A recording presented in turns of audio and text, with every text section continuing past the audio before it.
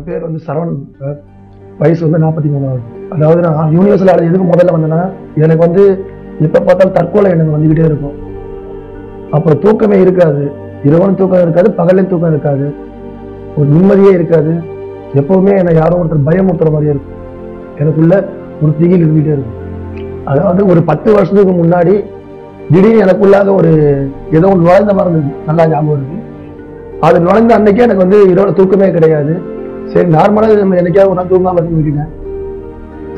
காரணமே இல்லாமல் தற்கொலை எண்ணங்கள், ஏதாவது பண்ணிக்கணும், இந்த உலகத்தை வாழவே கூடாது, எந்த காரணமும் இல்லாமல் ஒரு தற்கொலை எண்ணங்கள் என்னை மிரட்டிக்கிட்டே இருக்கும். என் சிந்தனைக்குள்ள ஏதோ ஒன்று பேசுற மாதிரி இருக்கும், எனக்குள்ளாக ஏதோ ஒன்று என்னை இயக்குற மாதிரி இருக்கும். எனக்கு விஷயமும் புரியாது. ஒருவேளை நமக்கு தான் இது மாதிரி தோணுதா? அப்போ ஃப்ரெண்ட்ஸ் சர்க்கிளில் கேட்பேன், என்ன இது மாதிரிலாம் சொல்றேன், நல்ல டாக்டரை பாரு, நல்ல சைக்காட்ரிஸ்ட் பாரு. அப்புறம் நான் வீட்டில் சொன்னேன்னா என்ன சில டாக்டர்கிட்ட கூட்டு போனாங்க. அவங்க செக் பண்ணிட்டு ஒன்றும் இல்லை, நார்மல், ஒரு தூக்கம் இல்லாமல் இருக்காரு, அதனால ஸ்ட்ரெஸ்ஸாக இருக்கணும், டேப்லெட் கொடுப்பாங்க. ஆனால் எந்த டேப்லெட் போட்டாலும் எனக்கு தூக்கமே வராது. எப்படி பார்த்தாலும் விடிகாலையில் நான் 4:30 5 மணி தான் தூங்குவேன். அது ஒரு 1 hour 1 hour தூங்குவேன். அதுக்கப்புறம் நான் கண்ணை விழிச்சிட்டேன்னா, டாய்லெட் போக கண்ணை விழிச்சிடணும், திருப்பி எனக்கு தூக்கமே வராது. அந்த 24 மணி நேரத்தில் எனக்கு வந்து அதிகபட்சமாக நான் 2 மணி நேரம் தூங்குறது பெரிய விஷயமா இருக்கும். அப்போ நான் என் குடும்பத்தை சொல்லல, அவங்க சில இடங்கள்ல போய் கூட்டு போனாங்க. அங்க சில விஷயங்கள் செய்ய சொன்னாங்க. அதாவது விஷயங்கள்லாம் இரவு தங்குங்க, நடந்து போங்க, விரதம் இருங்க, சில விஷயங்கள் சொன்னாங்க. சரி, யார் என்ன சொன்னாலும் நமக்கு ரிலீஃப் கிடைக்கணும் நான் செஞ்சேன். ஆனா எனக்கு 1% கூட அதுல எந்த ரிலீஃபும் கிடையாது. யார் என்ன சொன்னாலும், சொந்தக்காரங்க, தெரிஞ்சவங்க, ஃப்ரெண்டு, யார் என்ன சொன்னாலும் அது செய்வேன். ஏன்னா எனக்கு தேவை முதல்ல தூக்கம், நிம்மதி, அந்த சிந்தனைகளுக்கு நான் விடுபடணும். ஒரு இடத்துல கூட்டு போகல, உங்களுக்கு நான் இந்த பிரச்சனை சரி பண்றேன், 4000 ரூபா கொடுங்க அப்படின்னா கூட நான் எதை பத்தி யோசிக்க மாட்டேன், குறைக்க சொல்ல மாட்டேன். என்னோட பிரச்சனை விடுபட்டு போனா போதும், அந்த பணத்தை கொடுப்பேன். இந்த மாதிரி நான் சில்லறையாவே எப்படி பார்த்தாலும் ஒரு 1 லட்சம் ரூபாய்க்கு மேல வீட்டுக்கு தெரிஞ்சு கொஞ்சம், வீட்டுக்கு தெரியாம கொஞ்சம் செலவு பண்ணி பார்த்தேன். எதுவுமே எனக்கு ரிலீஃப் கிடைக்கல.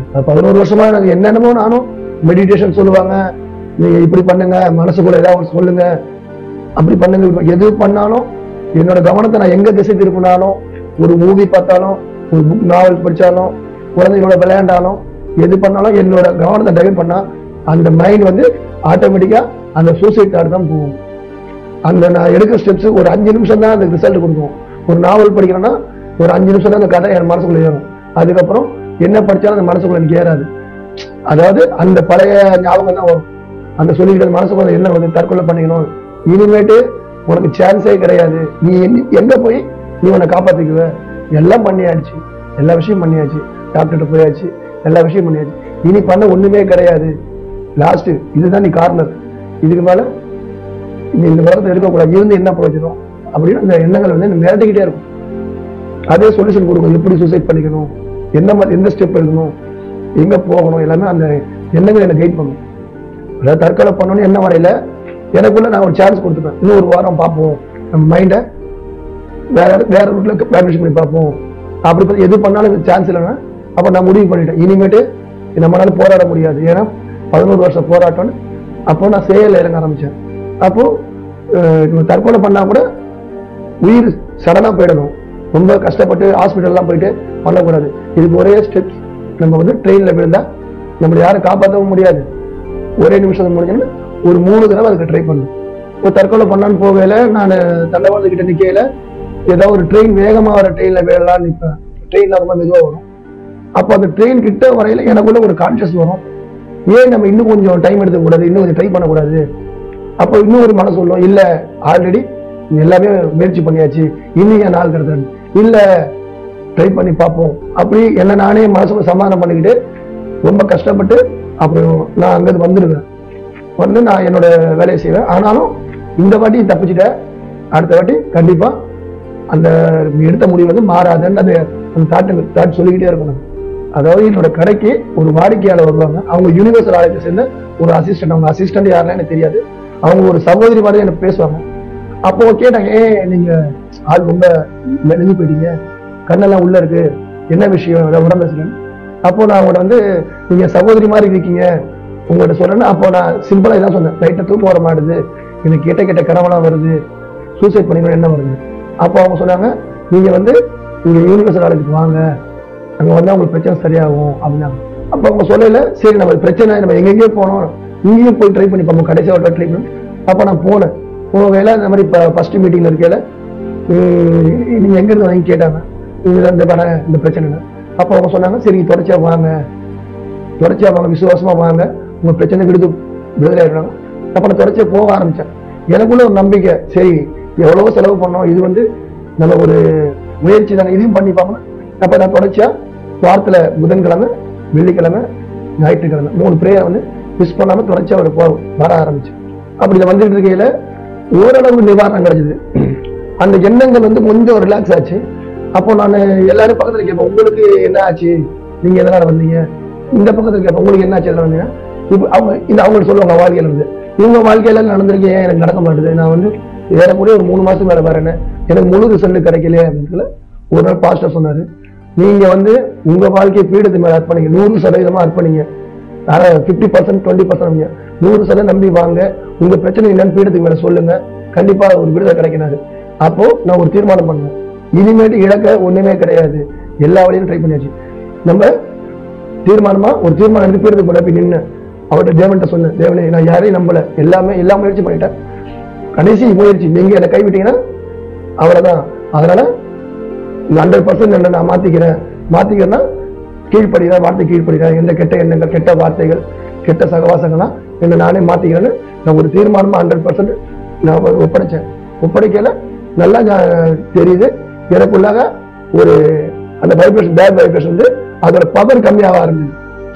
அதோட பவர் ஃபர்ஸ்ட் ரொம்ப ஸ்ட்ராங்கா இருந்து அதோட பவர் 4 நாள் கம்மியாகல. அப்ப உணர்ந்து, ஆகா தேவன் என் வாழ்க்கையில கண்டிப்பா வேலை செய்யறாரு. நான் ஒரு தீர்மானம் எடுத்து என்னை நான் பீடத்துக்கு நின்னனும், அந்த பவர் கம்மியாக ஆரம்பிக்கல.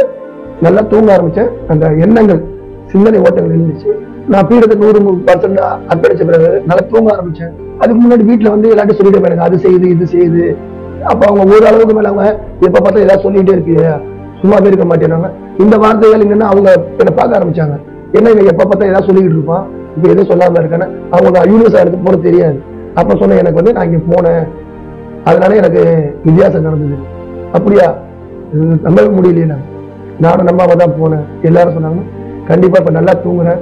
அப்போ நான் அந்த கடை ஃபர்ஸ்ட் இருக்கிற ஒரு சின்ன கடை, 54 ஸ்கொயர் ஃபீட் கடை, அந்த கடையில என்னோட கவனம் இருக்காது.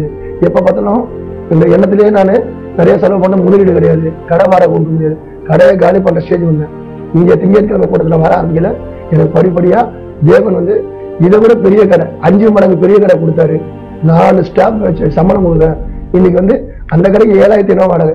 இந்த கடைக்கு மாசம் என்னோட செலவே ஏறத்தாழ 1 லட்சம் ரூபாய் செலவு. இந்த தேவன் அப்படியே சின்ன விஷயத்துல என்ன ஒரு பெரிய விஷயத்துக்கு கொண்டு போய் பண்ணிருக்கேன். இன்னும் வாழவே இருப்பதில்லை. என்ன நம்ம இந்த வியாபாரத்தை என்ன பண்றது, ஒரு கடமைக்கு பேருக்கு என்ன நடத்துவேன். இப்போ தேவன் எனக்குள்ளாக நிறைய விஷயங்களை சொல்லியிருக்காரு. நீங்க வாழ்க்கையில உன்னை புறக்கணிச்சவங்களுக்கு வாழ்ந்து கட்டணும். நான் தேவன் தான் கேட்பேன், தேவனை என்னோட வாழ்க்கைக்குள்ளாக நீங்க இருக்கீங்கன்னு மற்றவங்க என்னோட வார்த்தையை பார்த்து தெரிஞ்சுக்கூடாது, என்னோட வாழ்க்கையை பார்த்து தெரிஞ்சுக்கணும் அப்படின்னு நினைச்சுதான் நான் ஒரு தடவை வேண்டுவேன். என்னோட வாழ்க்கையை பார்த்து மற்றவங்க உன் வாழ்க்கை எப்படி மாறிச்சுன்னு அதே மாதிரி இப்ப கேட்க ஆரம்பிச்சாங்க. நானும் நிறைய உறுப்பினர் கொண்டு சேர்த்திருக்கேன். அவங்க வாழ்க்கையில எவ்வளவு சாட்சியை சொல்லியிருக்காங்க. எல்லாத்தோட மிக முக்கியமானது நான் என்ன நினைச்சேன்னா, ஒரு நாள் சொன்னாங்க, பரிசுத்த ஆவி கிடைச்சாதான் நீங்க உங்க வாழ்க்கையில ரட்சிப்பு. ஏன்னா ரட்சிப்பை விலை கொடுத்து வாங்க முடியாது. பொருளோட ஆசீர்வாதம் இன்னைக்கு இருக்கும், நாளைக்கு எக்ஸ்ட்ரா ஆகலாம், குறைவாகலாம், சூழ்நிலை மாறல. ஆனா ரட்சிப்பு நீங்க விலை கொடுத்து வாங்க முடியாது. இதுக்கு முதல் காரணம், நீங்க உங்களோட பரிசுத்த ஆவி தேடணும். பரிசுத்த ஆவிக்கு நீங்க கவனம் கொடுங்க. நான் புதன்கிழமை பேர்ல நான் வேற எதையுமே கேட்க மாட்டேன். எனக்கு இன்னும் உங்க ஆவி அதிகமா வேணும், இன்னும் அதிகமா அந்த ஆவியை பெற்று என்ன மாதிரி கஷ்டப்படுறவங்க, நான் எனக்கு ஒருத்தர் உதவி பண்ணவன், நானும் நிறைய பேருக்கு உதவி பண்ணணும் என் வாழ்க்கையில நான் சொல்லி அவங்களும் விடுதலையும் நிம்மதி பெறணும்னு சொல்லி தான் வேண்டிக்கிறேன். அது எனக்கு பரிசுத்த ஆவி கிடைச்சது. கண்டிப்பா இப்போ நான் பீஸ்ஃபுல்லா இருக்கேன், எனக்கு எந்த பயமும் கிடையாது. நான் மற்ற மக்கள்கிட்ட என்ன சொல்ல விரும்புறேன்னா, சூழ்நிலைகள் நமக்கு முன்னாடி ரொம்ப கஷ்டமா தெரியும். ஏன்னா இதுதான் முடிவு, இதுக்கு மேல வாய்ப்பே கிடையாது, வழியே கிடையாது, சொல்யூஷனே கிடையாது. ஆனா தேவன்கிட்ட போனா நம்ம நமக்கே தெரியாது அந்த சிந்தனையில இதுக்கு இப்படி ஒரு தீர்வு இருந்தது, நம்ம வாழ்க்கையே அப்படியே மாத்திடுவாரு. அதுல ஒரே முக்கிய சாட்சி நான். ஏன்னா சான்ஸே கிடையாது, எல்லா வழியிலும் ட்ரை பண்ணியாச்சு, லாஸ்ட் ஃபைனல் இதுதான் ஒரு முடிவு எடுத்தேன். என் வாழ்க்கை மாறிச்சு. என் வாழ்க்கை எப்படி மாறிச்சோ அதே மாதிரி கண்டிப்பா உங்க வாழ்க்கையும் மாறும். நீங்க தேவனை நம்பினீங்கன்னா 100% நம்பினீங்கன்னா இதுல எந்த சந்தேகமும் கிடையாது, கண்டிப்பா உங்க வாழ்க்கையான மாறும். மிக சரியா இந்த நிகழ்ச்சியினுடைய நோக்கம் இதுதான். சற்று முன்பு நீங்கள் பார்த்தது இந்த நபருடைய வாழ்க்கை தேவனுடைய பிரசன்னத்தில், அதாவது யூனிவர்சல் ஆலயத்தில் அவர் உதவியை தேடி, தேவனுடைய உதவியை தேடி வருவதற்கு முன்பாய் கவலைப்பட்டு கலங்கின ஒரு வாழ்க்கை, வருத்தத்தோட பாரத்தோடு இருந்த ஒரு வாழ்க்கை. அன்றுகள் இந்த நிகழ்ச்சியினுடைய சாராம்சம் இதுதான். நீங்கள் யார் எங்களை சென்னையினுடைய எந்த பகுதியிலிருந்து பார்த்து கொண்டிருக்கிறீங்களோ, தமிழ்நாட்டினுடைய எந்த மாவட்டத்தில இருந்து பார்த்து, ஏன் ஒரு ஒரு கிராமத்தில், ஏதாவது ஏன் நான் இதை சொல்லுகிறேன், ஒருவேளை அங்க இருக்கிற சூழல், உங்களுடைய சூழல் சௌகரியமற்ற, வசதியற்ற ஒரு சூழலா இருக்கலாம். ஆனாலும் நான் சொல்வதை கவனியுங்கள். தேவன் உங்கள் வாழ்க்கையின் சூழ்நிலையை மாற்ற விரும்புகிறார். நீங்கள் கவலைப்படுவதை கர்த்தர் விரும்பவில்லை. உங்கள் கவலையை கர்த்தர் நிறுத்த விரும்புகிறார். மக்களே, இந்த சாட்சி நீங்கள் கேட்டது அதற்கு ஒரு ஆதாரமா இருக்கிறது. இந்நேரம் என்னுடைய வாழ்க்கை முடிந்திருக்க வேண்டும். ஆனால் இவர் பார்த்த அந்த ஒரு வாசகம், இவர் கேட்ட அந்த ஒரு வார்த்தை, கவலைப்படுவதை நிறுத்துங்கள், அந்த வார்த்தையின் மூலம் பரிசுத்த ஆவி அவர் உள்ளத்தை தொட்டார். பல நேரம் நீங்க நிகழ்ச்சியில பல வார்த்தை கேட்கிறீங்க. ஆனால் அந்த ஒரு வார்த்தை தேவன் உங்களுக்காக கொடுக்கிறார். அதை தான் நீங்கள் கவனித்துக் கொள்ள வேண்டும். உங்களுக்கு ஒருவேளை எல்லாமே நிகழ்ச்சியில புரியாது இருக்கலாம். ஆனால் அந்த ஒரு வார்த்தை உங்கள் வாழ்க்கை மாறும். இதுதான் மிக சரியா ஒரு 100க்கு அதிபதி இயேசு இடத்திலே சொன்னார். ஆண்டவரே, ஒரு வார்த்தை சொல்லும் என் வேலைக்காரன் பிழைப்பான். வருத்தத்தோடு, கஷ்டத்தோடு, பாரத்தோடு அவன் இயேசு இடத்துல வந்தான் தன்னுடைய வேலைக்காரனுக்காக. ஒருவேளை உங்க வாழ்க்கையில அந்த அளவு மோசமான ஒரு சூழ்நிலையை நீங்க கடந்து போகவில்லையா? பிரச்சனை இல்லை. ஒருவேளை உங்க பிள்ளையினுடைய வாழ்க்கையா, அல்லது உங்க மனைவியினுடைய வாழ்க்கையா, உங்களுடைய சகோதரனுடைய வாழ்க்கையா, உங்க நண்பருடைய வாழ்க்கையா, உங்களுக்கு தெரிந்த ஒருத்தருடைய வாழ்க்கையில நீங்க ஒரு போராட்டமான சூழ்நிலையை சந்தித்துக் கொண்டிருந்தால், நீங்கள் மன அழுத்தத்திலே இருந்தால், கீழே பார்க்கிற தொலைபேசி எண்ணில் எங்களை தொடர்பு கொள்ளுங்கள். ஆவிக்குரிய ஒரு உதவி உங்களுக்கு தேவையா? பரிதவிப்பான ஒரு நிலைமையில நீங்க ஆவிக்குரிய ஆலோசனைக்காய் எதிர்பார்த்து கொண்டிருக்கிறீங்களா? கீழே உள்ள தொலைபேசி எண்ணில் எங்களை தொடர்பு கொள்ளுங்கள். கண்டிப்பா நீங்க புரிந்து கொள்ள வேண்டும். நீங்கள் தொலைபேசியிலே தொடர்பு கொள்ளும்படி நான் உங்களை ஊக்கப்படுத்துவது ஒரு பேச்சுவார்த்தைக்காக அல்ல.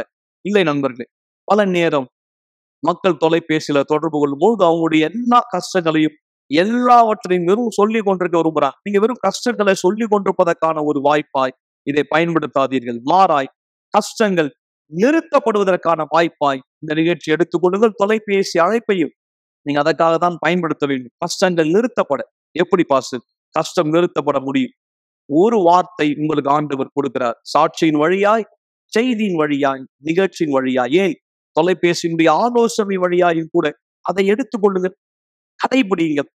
கண்டிப்பாய் உங்கள் சூழ்நிலை மாற முடியும். இதுதான் இந்த நிகழ்ச்சியில உங்களுக்காய் நாங்கள் முன் வைக்க விரும்புகிறோம். உங்களுக்காய் இந்த நிகழ்ச்சி தயாரா இருக்கிறது. நாங்கள் இங்கே மௌத்தோடு தலைமை சபையிலே உங்களுக்காய் ஆயத்தமா இருக்கிறோம்.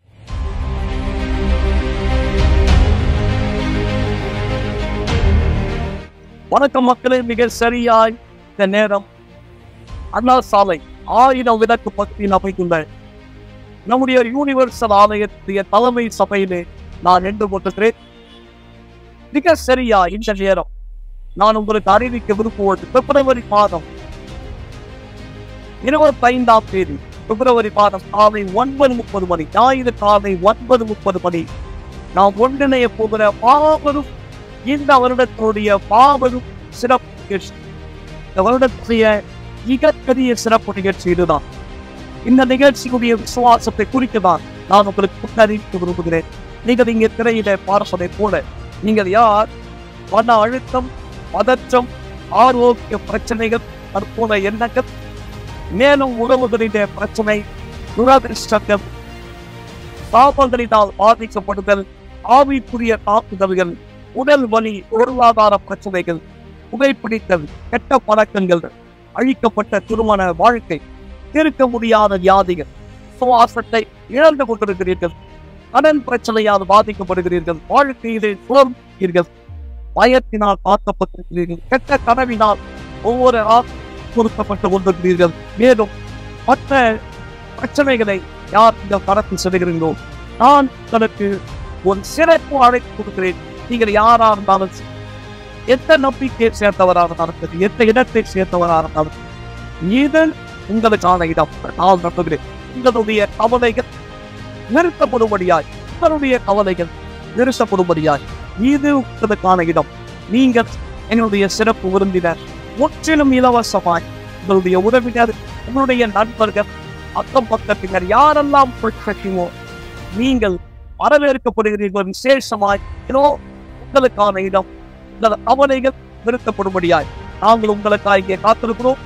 எல்லாவற்றுக்கும் மேலாய் ஆண்டவர் தாம் இங்கே இருக்கிறார். உங்களுக்காக உதவின் கரத்தை நீட்டும்படியாய் மறந்து விடாதீர்கள். உங்கள் கவலைகள் நிறுத்தப்பட முடியும். நீங்கள் அந்த பிரச்சனையால் தொடர்ந்து பாதிக்கப்பட வேண்டிய அவசியம் இல்லை. நான் உங்களுக்கு விசேஷமாய் வரவேற்கிறோம். ஞாயிற்றுக்கிழமை காலை 25ஆம் தேதி 9:30 மணி இந்த கவலைகள் நிறுத்தப்படக்கூடிய ஆண்டின் பெரிய நிகழ்ச்சியிலே தேவன் அனைவரை ஆசீர்வதிப்பாராக.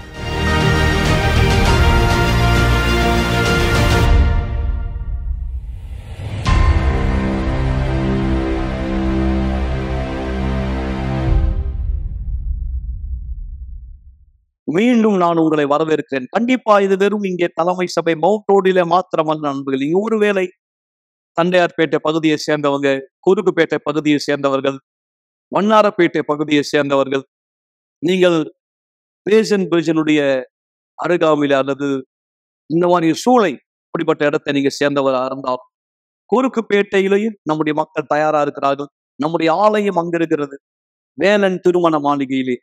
நீங்கள் யார் அப்பகுதியை சேர்ந்தவரோ இந்த நிகழ்ச்சி அங்கே உங்களுக்காய் நடைபெறுகிறது. காலை 9:30 மணி. இந்த நேரம் நாம் குறுக்குப்பேட்டையில் உள்ள நம்முடைய ஆலயத்தை நோக்கி செல்ல போகிறோம். வணக்கம் பாஸ்டர். மிக நிச்சயமாக கவலைப்படுவதை நிறுத்துங்கள். இது வெறும் ஒரு வார்த்தையானது கிடையாது. நீங்க இந்த வார்த்தையானதை புரிந்து கொள்ள முடியாது. உங்களுடைய கவலைகள் நிறுத்தப்பட முடியும். நீங்க எனக்கு பின்பாக இந்த இடத்துல பார்க்கிற இந்த எல்லா மக்களும் ஒரு நாள் பலவிதமான கடினங்களோடு, தவிப்போடு, பதற்றத்தோடு, தன்னுடைய வாழ்க்கையின் பல கேள்விகளோடு இந்த இடத்துல வரவேற்கப்பட்டார்கள். நீங்க எப்படியாக இந்த அழைப்பானதை இந்த நேரம் இந்த டிவி நிகழ்ச்சி மூலமாய் பெறுகிறவராய் இந்த இடத்தில் பெற்றுக் கொண்டிருக்கிறீர்களோ, நிச்சயமாக இவங்களுக்கு கொடுக்கப்பட்ட வார்த்தை கவலையானது நிறுத்தப்பட முடியும். இந்த கவலைகள் இவர்களுடைய வாழ்க்கையில் நிறுத்தப்பட்டதா இந்த இடத்துல இருக்கு. இங்கு நீங்க பார்க்க போகிற இந்த நபருடைய வாழ்க்கை முன்பு இந்த இடத்துல ஒரு அழிக்கப்பட்ட வாழ்க்கையானதாய் இந்த இடத்துல இருந்தது நான் சொல்லலாம். எப்படியானது தேவன் இந்த கவலையை எப்படியாக நீங்க நிறுத்த முடிவு உதவி செய்தார். நிச்சயமா பாஷா, இந்த இடத்துல நான் வருவதற்கு முன்னாடி என்னுடைய வாழ்க்கையில கெட்ட பழக்கத்தால பாதிக்கப்பட்ட ஒரு நபரா இருந்தேன். கெட்ட பழக்கம் சொல்லும் போது சிகரெட் பிடிக்கிறது, குடியானது குடிக்கிறது, மேலும் ஆபாசமான ஒரு படம் பார்க்கறது, இன்னும் சொன்னா சுய இன்பம் செய்யக்கூடிய ஒரு நபரா கூட இருந்தது. இப்படிப்பட்ட ஒரு அடிக்டான ஒரு வாழ்க்கையில தான் இருந்தேன். ஆனா நான் இந்த இடத்துல வரும்போது ஒரு கவலையான ஒரு எண்ணம் மட்டும் இல்லை, எனக்குள்ள ஒரு தற்கொலை எண்ணமானது கூட இருந்துச்சு. ஏன்னா என்னுடைய இந்த தவறான விஷயம் வீட்டுக்கு தெரியப்பட்டது, குடும்பத்திற்குள்ள சமாதானம் இல்லை, குடும்பத்துக்குள்ள சண்டை. என்னுடைய பெற்றோர்களே என்ன சொல்லியிருக்காங்க, உயிரோடு இருக்கிறது பட்டு நீ இறந்தா நல்லா இருக்கான் போல அப்படின்ற. எனக்குள்ள இந்த தற்கொலை, எனக்குள்ள இந்த மன அழுத்தமான ஏற்படுது. இந்த மாதிரியான ஒரு சூழ்நிலை எடுத்து நான் இந்த இடத்துல வந்தேன். இந்த நேரம் நீங்க எப்படி இந்த மக்களுக்கு இந்த செய்தியானது நீ கொடுக்குறீங்க, இந்த வாய்ப்பை கொடு. இந்த வாய்ப்பை நான் ஒரு நாள் பெற்றுக்கொண்டேன்.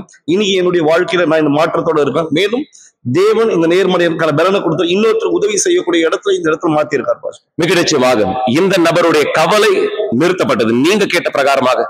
ஒருவேளை இந்த நபரை குறித்து நீங்க தெரிந்து கொள்ள விரும்புறீங்கன்னா நேரடியாக நீங்க நம்முடைய ஆலயத்துக்கு வரலாம்.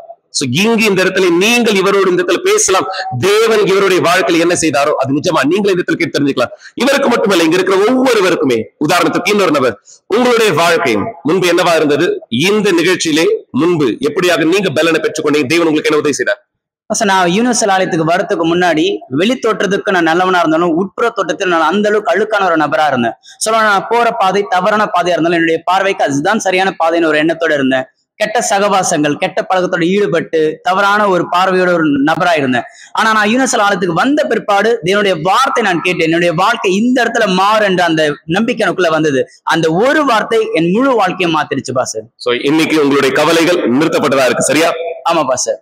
மிக நிச்சயமாக இந்த நபருடைய கவலை நிறுத்தப்பட்டது. மக்களே கவனிங்க, உங்களுடைய கவலைகள் நிறுத்தப்பட முடியும். உங்களுடைய வாழ்க்கையில நீங்க சந்திக்கிற எந்த சூழ்நிலையா இருந்தாலும், உதாரணத்துக்கு இன்னொரு நபருடைய இந்த மாற்றத்தையும் நீங்க இந்த ஆலயத்துக்கு வரும்பொழுது எப்படியான கவலைகள், எப்படியான சூழ்நிலை, எப்படியான உங்க ஆரோக்கியத்தின் பிரச்சனைகள், இந்த சாட்சியை நாங்க கேட்டிருக்கோம், மக்களும் கேட்டிருக்காங்க. என்ன பிரச்சனையோட வந்து தேவன் உங்களுக்கு என்ன செய்தார்? நான் இந்த ஆலயத்துக்கு முன்னே டிவி அது இருந்தது. இந்த எப்போ டாக்டர் சொன்னாரோ நீ 6 மாசத்துல இருந்துருவேன்னு, அந்த மன கவலையோட இன்னும் அதிகமாக நான் பாதி இறந்துட்டேன். அப்போ வீட்டுல சொல்லியிருக்கேன் இது மாதிரி. நான் இந்த ஆலயத்துக்கு வரும்போது ஒரு மனுஷன் எனக்கு உதவி செஞ்சாரு. இந்த கவலைப்படுவதை அது நான் கேட்ட பிறகு அப்போ நான் இது என்னால் முடியும், மற்றவங்க தேவன் உதவி செய்ய எனக்கு செய்வார்னு சொல்லி நானும் தொடர்ந்து இந்த இடத்துக்கு வந்தேன். என்னுடைய எல்லா கவலைகள் நிறுத்தப்பட்டிருக்கு, வியாதி குணமாக்கப்பட்டேன். ஆமென். தேவன் உங்க வியாதிகளை குணமாக்கி இருக்கார், உங்களுடைய கவலை நிறுத்திருக்கார். உங்களுடைய குடும்பம் இன்னைக்கு எப்படியாக இருக்கு? ரொம்ப சந்தோஷமா இருக்கு. இன்னைக்கு உங்களுடைய குடும்பத்தாரோடு நீங்க ஆசீர்வாதமா இருக்கீங்க. உங்களுடைய கவலைகள் நிறுத்தப்பட்டிருக்கா? கண்டிப்பா சார். மிக நிச்சயமா மக்களே, இங்க இந்த இடத்துல நீங்க பார்க்கிறபடி நமக்கு நேரமானதில்லை. ஏன்னா எல்லோருடைய வாழ்க்கையும் ஒரு சாட்சி உடையதா இந்த இடத்துல இருக்கு. தேவன் உங்களுக்கு உதாரணத்துக்கு நான் முடிக்கிறதுக்கு முன்பாக இங்க இன்னொரு நபரை நான் இந்த இடத்துல கேட்க விரும்புறேன். நீங்க இந்த ஆலயத்துக்கு வரும்போதும் குறிப்பா இந்த இடத்துல அம்மா மகள், உங்களுடைய அம்மாவை எப்படி நீங்க கூட்டு வந்தீங்க? எங்க அம்மா வந்து டாக்டர் சொல்லிட்டாங்க, உங்க அம்மா வந்து இறந்துட்டாங்க, இனிமே உங்க அம்மாவால வந்து உயிர் பொழைக்க முடியாது, உங்க அம்மாவை வந்து ஹாஸ்பிட்டல் இருக்கிறத விட நீ வந்து வீட்டுக்கு கூட்டின்னு போயிடலான்னு சொல்லிட்டு ஒரு டாக்டர் சொல்லியிருந்தாரு. ஆனா இந்த ஆலயத்துக்கு நான் வரும்போது ஒரு கண்ணீரோட நான் இங்க வந்து, ஏன்னா எனக்கு உதவி செய்யறதுக்கு வேற யாருமே இல்லாத ஒரு வாய்ப்புனால ஆலயத்துக்கு கண்ணீரோட வரும்போது நான் தேவன் கிட்ட கேட்ட, தேவனே நான் நீங்க யாருன்னு எனக்கு தெரியாது, ஆனா நீங்க இங்க இருப்பது உண்மை, ஆனா என்னுடைய வாழ்க்கையில நான் பார்க்கணும். டாக்டர் வந்து எங்க அம்மா இறந்துட்டாருன்னு சொன்னாங்க, ஆனா நான் உங்களை இந்த நேரம் இப்ப நம்புறேன், எங்க அம்மா வந்து நீங்க எனக்கு உயிரோட தாங்க நான் கேட்டேன். அந்த நேரமே அந்த தருணமே வந்து எங்க அம்மா வந்து நான் திருப்பி ஹாஸ்பிட்டல் போயிட்டு எங்க அம்மாவை நான் வீட்டுக்கு கூட்டிட்டு வரல, நேரம் ஆலயத்துக்கு நான் கூட்டிட்டு வந்தேன். தேவனுடைய பீடத்தை மேல நான் அர்ப்பணிச்சேன். அப்பொழுது எங்க அம்மாவுக்கு வந்து குணமாக்குதல கொடுத்தாரு. அன்னைக்கே எங்க அம்மா வந்து பேச முடியாம இருந்தாங்க, நடக்க முடியாம இருந்தாங்க. தேவனால எங்க அம்மா வந்து இப்போ உயிரோட இருந்து 5 வருஷமா ஆகுது. இன்னையோட நானும் எங்க அம்மா வந்து தேவனுக்கு இன்னும் அதிகமா கொடுத்துட்டே இருக்கிறோம். இது உங்களுக்கு ஒரு வாய்ப்பா இருக்கு, நீங்களும் தேவன் தெரிஞ்சுக்கிறதுக்காக. மிக நிச்சயமாக இந்த மக்களுக்கு நீ சொல்ல முடியுமா, கவலையானது நிறுத்தப்பட முடியும் அப்படின்ட்டு? எஸ் பாஸ்டர், கண்டிப்பா என்னால அந்த உறுதியை சொல்ல முடியும். ஏன்னா இந்த ஆளுக்கு நான் வரும்போது கண்ணீரோட ஏமாற்றத்தை நான் வந்தேன், ஆனா அந்த நாள் தேவனுக்கு எனக்கு உறுதியை கொடுத்தாரு. எந்த ஒரு கண்ணீருமே இது வரைக்கும் என்னோட வாழ்க்கையில் இருந்ததே இல்ல பாஸ்டர். எங்கும் மிக நிச்சயமா மக்களே, இந்த எல்லா மக்களும் ஒரு நாள் தன்னுடைய வாழ்க்கையில பிரச்சனைகள் கடினங்களை சந்தித்தவராய் ஒரு வாய்ப்பு இவர்களுக்கு கொடுக்கப்பட்டது. இந்த வாய்ப்பு உங்களுக்கு இப்பொழுது கொடுக்கப்படுவது போல உங்களுடைய கவலைகள் நிறுத்தப்பட முடியும். உங்களுடைய குடும்பத்துல, உங்களுடைய ஆரோக்கியத்துல, உங்களுடைய ஆவிக்குரிய வாழ்க்கையில, உங்களுடைய பொருளாதார வாழ்க்கையில, உங்க வாழ்க்கையின் எந்த பகுதியிலே நீங்கள் கடினங்கள் பிரச்சனை சந்திக்கிறவரா இருந்தாலும் உங்க எல்லாருக்கும் நாங்க சொல்ல விரும்புற இந்த வார்த்தையானது, கவலைப்படுவதை நிறுத்துங்கள். மிக நிச்சயமாக இந்த நிகழ்ச்சியில நாங்கள் இந்த நேரம் உங்களை வரவேற்க தயாராக இந்த இடத்துல இருக்கும். உங்களுடைய கவலைகளுக்கு தேவன் உதவி செய்ய தயாரா இருக்கார். மாற்றமானது பெற்றுக்கொள்ள இந்த அழைப்பானதை நீங்க இந்த இடத்துல பெற்றுக்கொள்றீர்கள். தேவன் உங்களுடைய வாழ்க்கையை ஆசீர்வதிக்கட்டும். இந்த மக்கள் எல்லோருக்கும் நீங்க சொல்ல விரும்புறது என்ன, அவங்களுடைய கவலைகள் நிறுத்தப்பட முடியுமா? மிக நிச்சயமாக உங்களுடைய கவலைகள் நிறுத்தப்பட முடியும் இயேசுவின் பெயராலே. கண்டிப்பாய் வெவ்வேறு இடமா இருந்தாலும் ஆவி ஒன்றுதான், விசுவாசம் ஒன்றுதான், ஐக்கியம் ஒன்றுதான். நிச்சயமாய் இது நம்முடைய வாழ்க்கையிலே தேவன் வெளிப்படுத்த விரும்புகிற ஒரு காரியமா இருக்கு, உங்கள் கவலைகள் நிறுத்தப்படுவது மக்களே. எனவேதான் இந்த நேரம் நான் உங்களை வரவேற்க விரும்புகிறேன். நீங்கள் யார் இந்த நிகழ்ச்சி பார்த்து கொண்டிருக்கீங்களோ இந்த நேரம் கூட நீங்கள் எங்களை தொலைபேசியிலே தொடர்பு கொள்ளலாம். உங்களுக்கு ஒரு ஆலோசனை வழிகாட்டுதல் தேவையானால். ஆனால் ஒன்றை மனத்திலே பதித்துக் கொள்ளுங்கள் நண்பர்களே, நீங்கள் கவலைப்படுவது, கவலைப்பட்டு கலங்கி கொண்டிருப்பது, கஷ்டங்களை சகித்துக் கொண்டிருப்பது தேவனுடைய விருப்பம் அல்ல. எனவேதான் இந்த நிகழ்ச்சியின் வாயிலாய் சாட்சியின் மூலமாய் கர்த்தர் உங்களுக்காய் காண்பிக்கிறார். நீங்கள் கேட்ட சாட்சிகள், முன்பு மக்கள் கொடுத்த சாட்சிகள், இப்போது நீங்கள் திரும்ப கேட்ட சாட்சிகள், யார் நீங்க ஒவ்வொரு நாள் எங்களோட நிகழ்ச்சியில் இணைந்திருக்கீங்க, நீங்கள் தொடர்ந்து கவனித்துக் கொண்டு வருகிறீர்கள். மக்கள் முன்பு இதை சொன்னார்கள், இன்றும் மக்கள் மீண்டும் உங்களை ஊக்கப்படுத்தும் விதமாய் இந்த சாட்சிகளை உங்களுக்கு மீண்டும் காண்பிக்கிறோம். நீங்கள் புரிந்து கொள்ளும்படி எந்த அளவு கர்த்தர் உங்கள் வாழ்க்கையை மாற்ற விரும்புகிறார். நீங்க எந்த பாஷைக்காரரா இருந்தாலும், எந்த பகுதியை சேர்ந்தவரா இருந்தாலும் தடை இல்லை மக்கள், எதுவுமே தடையில்லை. தேவன் பட்சபாதம் இல்லாத. நீங்களும் விசுவாசத்தை வெளிப்படுத்த கூடுமானால் உங்களுக்கு கண்டிப்பா அதிசயம் நடக்கும். எனவேதான் இயேசு கிறிஸ்து ஆச்சரியமாய் சொன்னார், இஸ்ரவேலருக்குள்ளும் நான் இப்படிப்பட்ட விசுவாசத்தை காணவில்லை. விசுவாசம் உங்களுக்கு இருந்தால் தேவன் வார்த்தையின் மேல் கண்டிப்பாய் உங்களுக்கும் ஒரு அற்புதம். 25ஆம் தேதி பிப்ரவரி மாதம் காலை 9:30 மணி நம்முடைய சிறப்பு கூட்டத்தில் கண்டிப்பாய் உங்கள் கவலைகள் நிச்சயமாய் நிறுத்தப்பட முடியும். நீங்கள் எங்களை அழைக்கலாம். மேலும் விளக்கங்களுக்கோ விவரங்களுக்கோ இந்த அருமையான பாடல் ஓடிக்கிற தருணம் தயார்படுத்திக் கொள்ளுங்கள். ஒரு விசேஷமான ஜபத்தை உங்களுக்காக செய்ய போகிறோம். இயேசு கிறிஸ்து தாமே உங்களுக்கு விடுதலை கட்டளையிடுவாராக.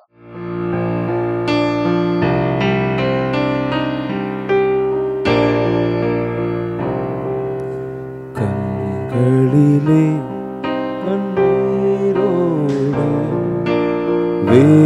வேதனையோடு வருகின்றேன். கண்களிலே கண்ணீரோடு வேதனையோடு வருகின்றேன். என்னை காப்பாற்றும் இயேசுவே, ஒரு பதில் தாரும் தெய்வமே,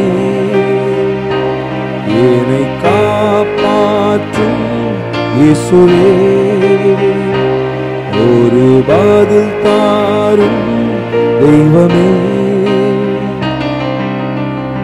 கண்களிலே கண்ணீரோடு வேதனையோடு வருகின்றே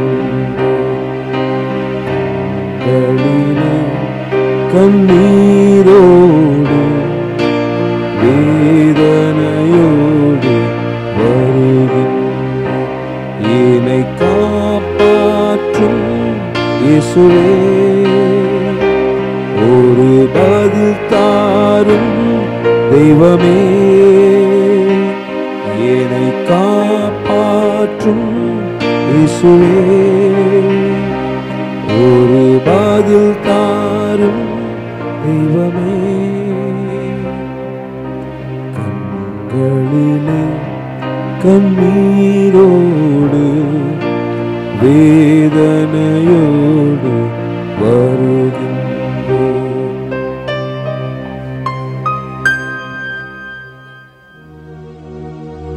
ஒரு கிளாஸ் தண்ணீரை ஆயத்தப்படுத்திக் கொள்ளுங்கள் அல்லது தொலைக்காட்சிக்கு அருகாமையிலே வாருங்கள். இந்த நேரம் உங்களுக்கான ஒரு சிறப்பு ஜெபத்தை நாம் செய்ய போகிறோம். மகா பரிசுத்தமுள்ள என் தேவனே, உங்களுடைய மக்கள் யாரெல்லாம் இந்த நேரம் இந்த நிகழ்ச்சியை பார்த்து கொண்டிருக்கிறார்களோ, எங்களோடு ஜெபத்திலே ஒன்றிணைந்திருக்கிறார்களோ, அவர் கையிலும் இந்த தண்ணீர் வைக்கப்பட்டிருக்கிறது.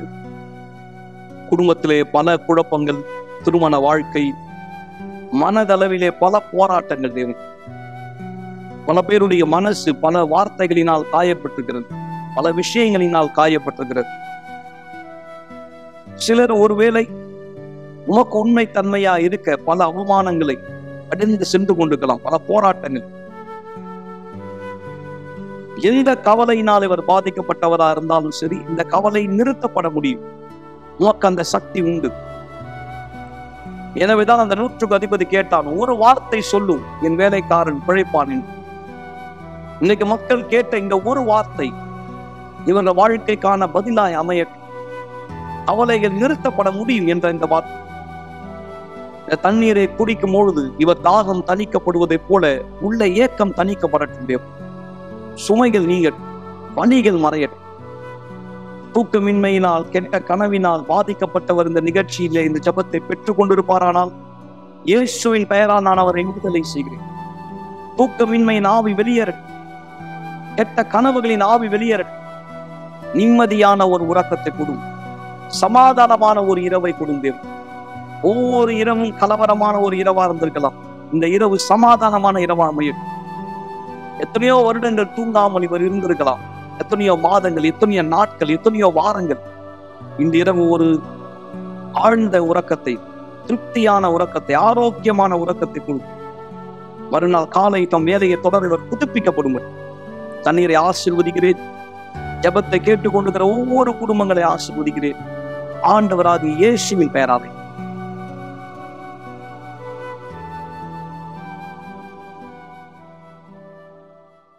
நல்லது நண்பர்களே, தேவன் தாமே உங்கள் எல்லோரையும் ஆசீர்வதித்திருக்கிறார். சமாதானமான இரவா இருக்கட்டும். முன்னோக்கி செல்லுங்கள், உங்கள் கவலைகள் நிறுத்தப்பட முடியும்.